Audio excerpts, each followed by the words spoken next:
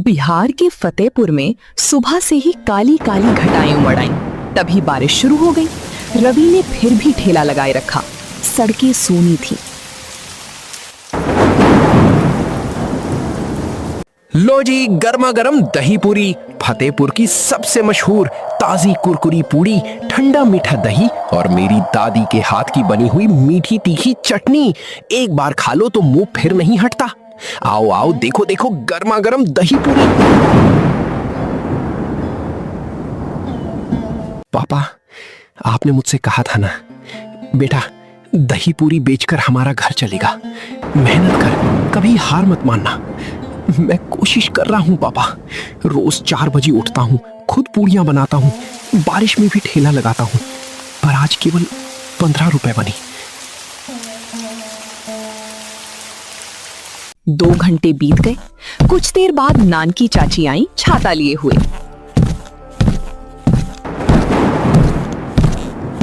अरे रविया, बहुत भीग रहा है तू।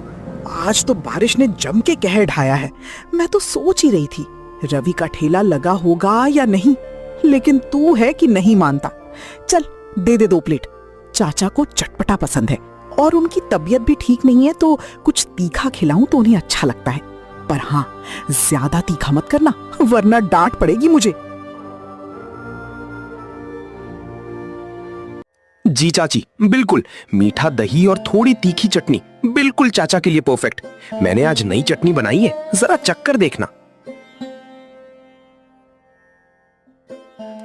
वाह बेटा, क्या बनाया है। दादी के हाथों को सलाम। तू भी कमाल का है। चाचा को बताऊंगी। ये ले 10 रुपए।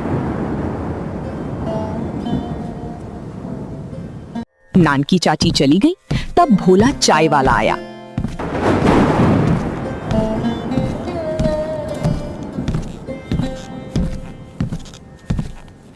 रवि, सुन मेरी बात।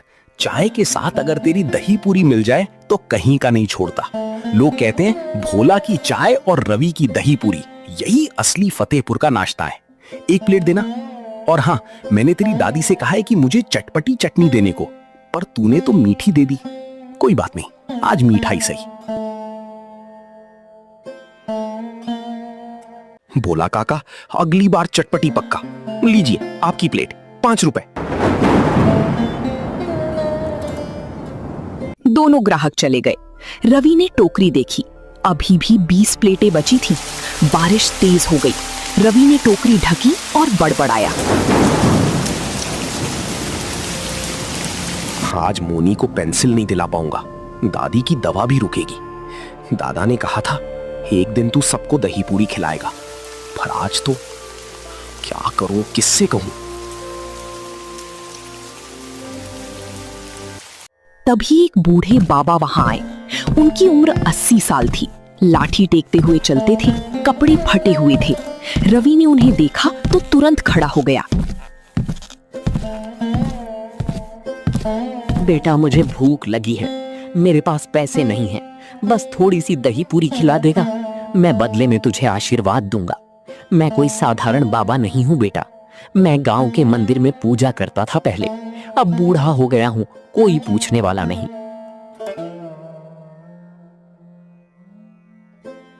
बाबा, पैसे की बात मत कीजिए। आप बैठो यहाँ, मैं आपको 2 प्लेट दही पूरी खिलाता हूँ। हाँ, आप जितनी चाहो उतना खाओ, मेरे पास जितना है सब आपका है। रवि ने बाबा के लिए ताजी दही पूरी बनाई। बाबा ने धीरे धीरे खाई, आंखों में पानी आ गया। बेटा, तूने आज एक बूढ़े की भूख मिटाई है। मैं तुझे आशीर्वाद देता हूँ कि तू एक दिन बहुत बड़ा आदमी बनेगा। तेरी दही पूरी फतेहपुर से निकलकर पूरे जिले में मशहूर होगी। तेरे ठेले पर ग्राहकों की कतार लगेगी। और हाँ, तू कभी हार मत मानना। भगवान उन्हीं की मदद करता है जो मेहनत करते हैं। धन्यवाद बाबा, आपकी दुआओं से ही सब ठीक होगा। कृपया फिर कभी आना, मैं हमेशा खिलाऊंगा।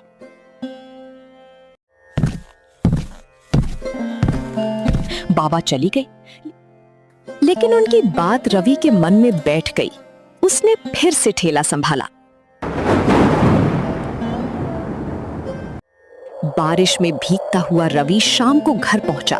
खपरेल की छत से टप टप पानी टपक रहा था।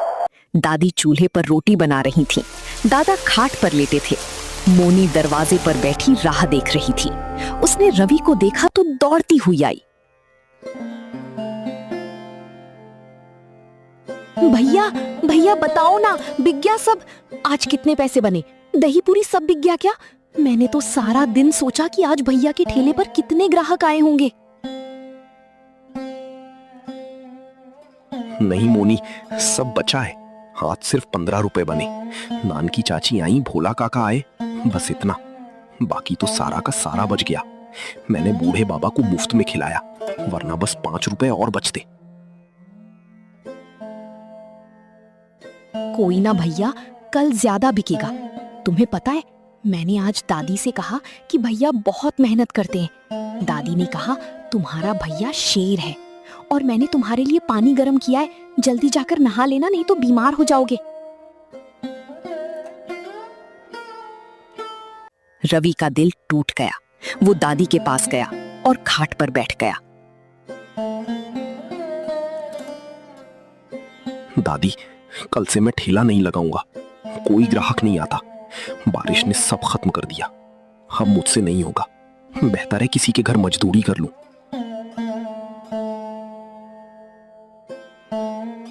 अरे बेटा, ये क्या कहा? जीतना पक्का आदमी बनना है तो पहले हारना सीख। ये दही पूरी सिर्फ चबेना नहीं, तेरी जिंदगी की उम्मीद है। तुम्हारे पिताजी ने यही ठेला चलाया था, आज तुम चला रहे हो। एक दिन यही ठेला तुम्हें कामयाबी दिलाएगा। मैं हर रोज भगवान से तुम्हारे लिए दुआ मांगती हूँ। बिकेगा एक दिन, पक्का बिकेगा। मेरी दुआ हमेशा तुम्हारे साथ है। रवि, मेरी बात ध्यान से सुन। देख, बारिश का मतलब ये नहीं कि फसल डूब जाए। बारिश के बाद ही तो खेत हरे होते हैं। बीज को बढ़ने में समय लगता है। तू भी हरा हो जा, बीज मत बन बैरन का। एक दिन तू सबको दही पूरी खिलाएगा। मैं बूढ़ा हो गया, पर मेरी आंखों में अब भी वो दिखता है जब तू एक दिन बड़ा आदमी बनेगा। मेरी विश्वास रख बेटा, मेरी दवा छोड़ दे, तू अपना धंधा मत छोड़। दादी, दादा, आप लोग सही कहते हैं। मैं हार मानने वाला नहीं हूं। अगर आप लोगों ने मुझे हौसला ना दिया होता तो मैं तो टूट जाता। चाहे बारिश हो या बाढ़, कल फिर ठेला लगाऊंगा, पक्का। भैया, आप दुनिया के सबसे अच्छे दही पूरी वाले हो, और मैं आपको कभी रोने नहीं दूंगी। चलो अब खाना खाओ, मैंने तुम्हारी पसंद की दाल बनवाई है दादी से। रवि के आंसू पोंछते हुए उसने दादा दादी की बात मानी और ठान लिया, चाहे बारिश हो या बाढ़, कल फिर ठेला लगाएगा। सुबह 5 बजे फिर से काले बादल। रवि ने दादी से पूड़ियां बनवाई, दही मटके से निकाला, चटनी तैयार की, टोकरी सजाई। दादी ने हाथ जोड़कर दुआ दी। रवि ठेला लेकर चल पड़ा। 5 घंटे बीत गए। बारिश हो रही थी, एक भी ग्राहक नहीं आया। रवि पेड़ के नीचे बैठा था, टोकरी भरी थी, दिल खाली था।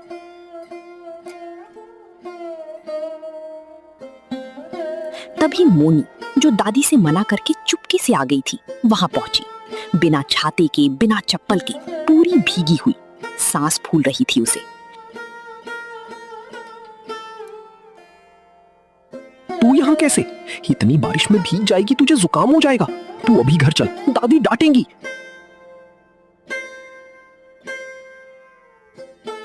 भैया, आज भी नहीं बिका क्या? मैंने दादी से कहा कि मैं देख आऊं भैया को। दादी ने मना किया, पर मैं चुपके से निकल आई। मैं बहुत दूर से देख रही थी, कोई ग्राहक नहीं आया। सच बताओ भैया, आज फिर से कितने पैसे बने?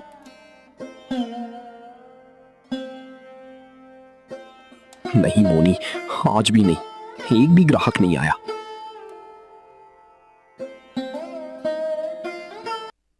भैया, तुम रोते हो क्या? तुम्हारी आंखें लाल क्यों हैं?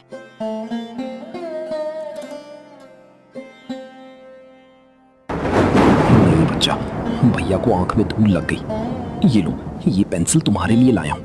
कल का पैसा बचा था, आज सुबह नान की चाची के यहाँ से लाया हूँ।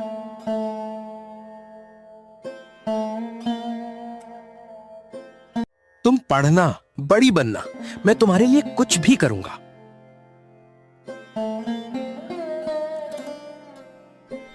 भैया मुझे पेंसिल नहीं चाहिए, बिल्कुल नहीं चाहिए। मैंने तुमसे झूठ बोला था, मुझे पेंसिल चाहिए थी पर अब नहीं चाहिए। बस तुम मुस्कुरा दो, बस एक बार मुस्कुरा दो प्लीज भैया, मैं देखना चाहती हूँ तुम्हारी मुस्कान।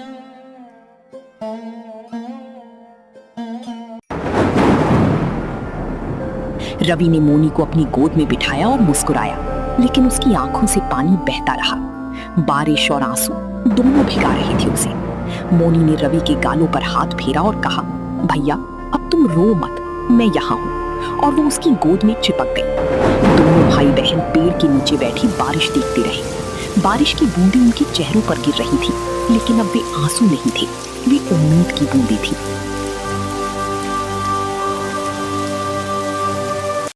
उधर अमन की पत्नी राधा उसकी तपरी पर आई। वो गुस्से में थी। उसने देखा कि अमन की चाय की तपरी पर एक भी ग्राहक नहीं बैठा है। सारे लोग रवि के ठेले की तरफ देख रहे थे।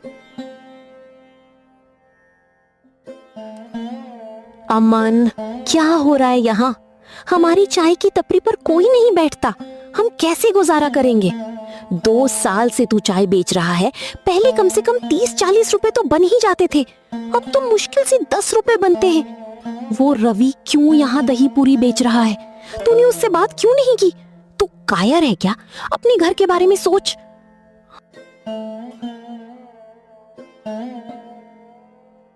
तू चुप कर राधिका, मैं सब समझता हूँ। वो रवि, वो यहाँ से हटेगा। मैंने उसे पहले ही कहा था पर वो नहीं मानता। अब देखता हूँ, कल से उसका ठेला यहाँ नहीं दिखेगा। तू घर जा, मैं संभाल लूंगा। हाँ, तू संभालेगा। पिछले 1 महीने से बोल रहा है। अगर कल तक उसका ठेला ना हटा तो मैं खुद आऊंगी और उससे झगड़ा करूंगी, समझा तूने? हमारे बच्चे को दूध तक नहीं दे पाती मैं उचित से, तू कुछ कर नहीं सकता।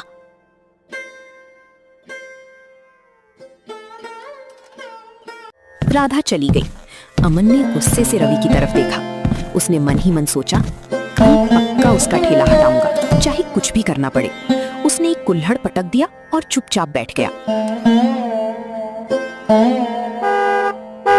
तभी एक काली स्कॉर्पियो आकर रुकी। गाड़ी से उतरे अधिकारी अजय सिंह। उन्होंने रवि को पेड़ के नीचे बैठे भीगते हुए मोनी को गोद में लिए देखा। उनके चेहरे पर दया और सम्मान दोनों थे। वो सीधे रवि के पास गए।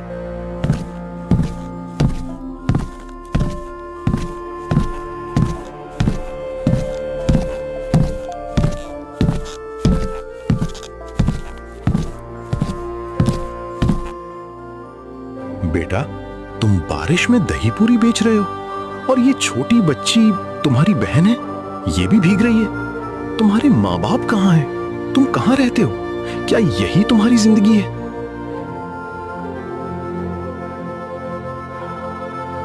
जी सर, ये मेरी बहन है मोनी। हमारे माँ बाप नहीं है। दादा बीमार है, दादी घर पर है। हमारे पास कोई और सहारा नहीं है। दादी की दवा, घर का खर्च, मोनी की पढ़ाई सब इसी ठेले से चलता है सर। मैं सुबह 4 बजे उठता हूँ, दादी के साथ पूड़ियाँ बनाता हूँ, फिर ठेला लगाता हूँ। बारिश में भी लगाता हूँ क्योंकि भूख बारिश नहीं मानती सर। तुम कितनी बारिश में ठेला लगाते हो, कभी सोचा कि पढ़ाई क्यों नहीं करते? हर दिन सर, चाहे बारिश हो या धूप, चाहे गर्मी हो या सर्दी, मैंने कभी ठेला नहीं छोड़ा। पढ़ाई सर, मैं पढ़ना चाहता हूं। मैंने 5वीं क्लास तक पढ़ा है, पर मेरे पास किताबें नहीं है, ना स्कूल जाने का समय। पर एक बात बता दूं सर, भूख बारिश नहीं मानती और ना ही उम्मीद। मेरी दादी कहती है बिकेगा एक दिन पक्का। मैं उनकी बात मानता हूं।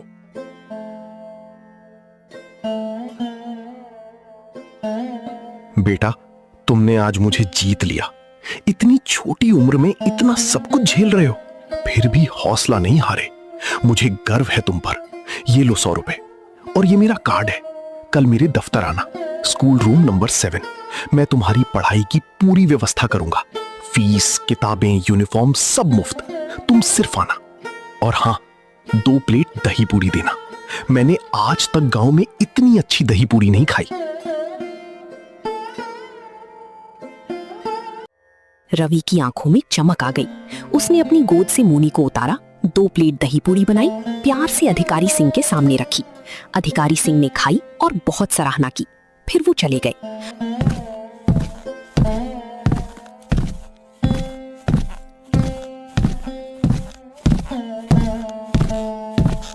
उसके बाद तो मानो ग्राहकों की बाढ़ आ गई। सविता दीदी आई, पप्पू काका आए, मुन्नी नानी आई, यहाँ तक कि कुछ नए लोग भी आ गए। सबने रवि की दही पूरी खाई और तारीफ की। रवि मुश्किल से प्लेटें लगा पा रहा था। उसकी टोकरी आधी से ज्यादा खाली हो गई। शाम को जब बारिश थोड़ी कम हुई, रवि का पुराना दोस्त बॉक्सर आ गया। वो गांव के दूसरे छोर से आया था। मोटा सा, गोल मटोल, चेहरे पर हमेशा मुस्कान। पूरी बाहें फैलाकर वो रवि की तरफ बढ़ा।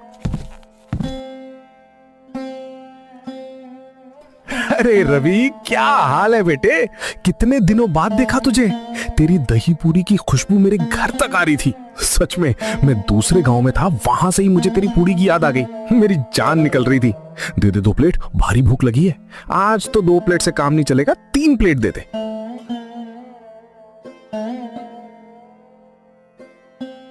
बॉक्सर भैया, आप कब आए गांव में? मुझे तो लगा आप अभी दिल्ली में ही होंगे। बहुत दिनों बाद आपको देखा। लीजिए, आपके लिए 3 प्लेट दही पूरी और हाँ, चटपटी चटनी जैसी आपको पसंद है। कल ही आया हूं। अब तेरी दही पूरी खाए बिना तो नींद ही नहीं आती। वाह, क्या बनाया है रवि। दादी के हाथों को सलाम। तू तो किंग है। बोल, कैसा चल रहा है धंधा? कितने ग्राहक आ रहे हैं? मैंने सुना तूने बहुत नाम कमा लिया है। रवि ने 3 प्लेटें बनाई। बॉक्सर ने मिनटों में खत्म कर दी। तब रवि का चेहरा उतर गया। उसने धीरे से कहा, बॉक्सर भैया, कल से मैं ये ठेला नहीं लगाऊंगा। मैंने सोच लिया है, अब नहीं चलता।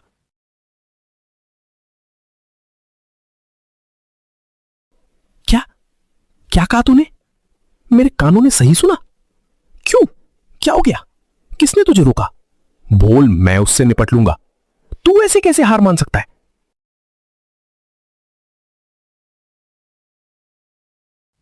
वो अमन भैया, जिनकी उधर चाय की टपरी है, उन्होंने कहा है कि अगर कल भी ठेला लगाया तो ठेला तोड़ देंगे। उनकी पत्नी भी आई थी, बहुत गुस्सा कर रही थी। भैया, मैं तो अनाथ हूं, कोई लड़ने वाला नहीं, डर लगता है। अरे बच्चे, तू बिल्कुल डर मत। तू अनाथ नहीं है, तू मेरा दोस्त है। बॉक्सर भैया है ना तेरे साथ? अभी जाता हूं उससे बात करने, देखता हूं कैसे वो मेरे दोस्त को धमकी देता है। बस यहीं बैठ, 5 मिनट में आया। और हाँ, अपनी चटपटी चटनी 1 प्लेट अलग रखना, वापस आकर खाऊंगा।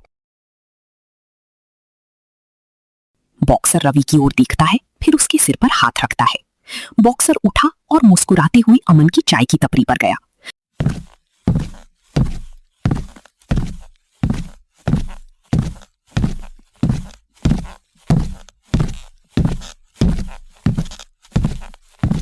अमन देखते ही सहम गया। बॉक्सर का बदन देखकर उसके हाथ कांपने लगे। बॉक्सर ने बिल्कुल शांति से एक कुल्हड़ मांगा और अमन के सामने बैठ गया। नमस्ते अमन भाई, कैसे हो? एक कुल्हड़ चाय देना। हाँ, मीठी बनाना, मुझे मीठी पसंद है। जी जी सर, लीजिए आपकी चाय। क्या कहना चाहते हैं सर? कोई गलती हो गई हो तो माफ कर देना। सुनो अमन, मैं रवि का दोस्त हूं, बचपन का दोस्त। और मैंने सुना है तुमने उसे धमकी दी कि ठेला हटा ले वरना ठेला तोड़ दोगे। क्या ये सच है? सर, वो मेरी चाय नहीं बिकती। जब से रवि ने दही पूरी बेचनी शुरू की है, मेरे सारे ग्राहक उसी के पास चले गए हैं। मेरी पत्नी रोज लड़ती है, घर का खर्च नहीं चलता। मैं तंग आ गया हूं सर। मैंने बस डराने के लिए कहा था, सच में नहीं तोड़ता। अमन भाई, मैं तुमसे लड़ने नहीं आया हूं, मैं तुमसे बात करने आया हूं। देखो, रवि अनाथ है, उसके माँ बाप नहीं है। उसका पूरा परिवार, बीमार दादा, बूढ़ी दादी, छोटी बहन इसी एक ठेले पर चलता है। अगर वो यहां से हट गया तो उसका क्या होगा? क्या तुम उसके परिवार को खाना खिलाओगे? जरा सोचो।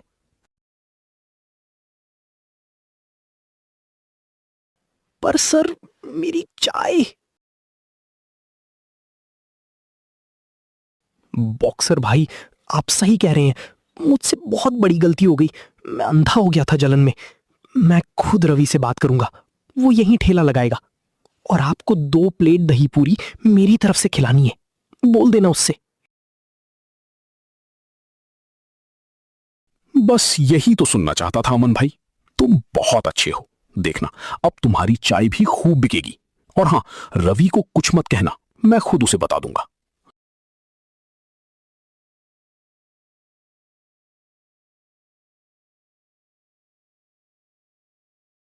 बॉक्सर की बात सुनकर अमन की आंखों में आंसू आ गए। उसने हाथ जोड़ लिए। बॉक्सर ने हंसती हुई अमन की पीठ थपथपाई।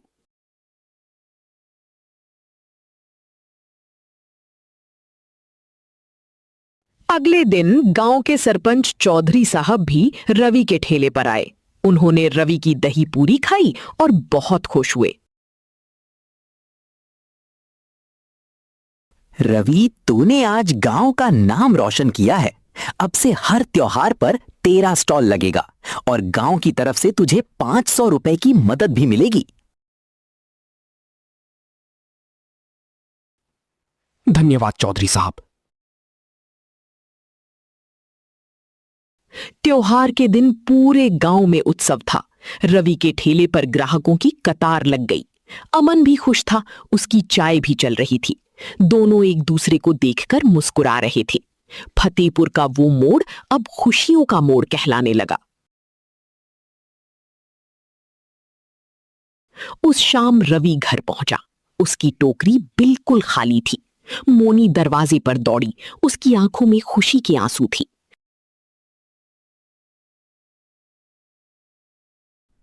भैया, बताओ ना, बिक गया सब? आज तो मैंने दूर से देखा, बहुत भीड़ थी। बताना जल्दी।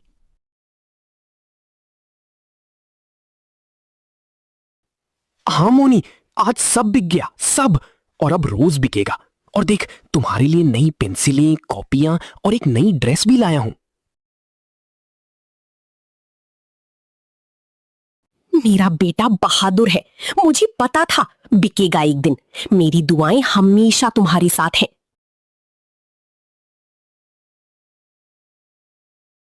रवि, सुन ले, जीतना आसान नहीं होता, मगर हार मानने से तो मुर्दा हो जाता है। तूने जीतना सीख लिया, अब बस आगे बढ़ते जा। और हाँ, मुझे भी 1 प्लेट दही पूरी दे, आज तेरी खुशी में।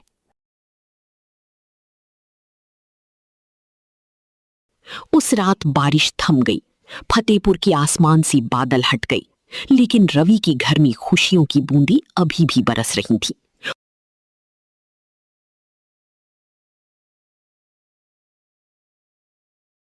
रवि ने सोचा, काश पापा होते तो आज उन्हें भी गर्व होता। तो दोस्तों, ये कहानी थी फतेहपुर की रवि की। बारिश सिर्फ मिट्टी सींचती है, असली फसल उसकी होती है जो भीगते हुए भी डटा रही।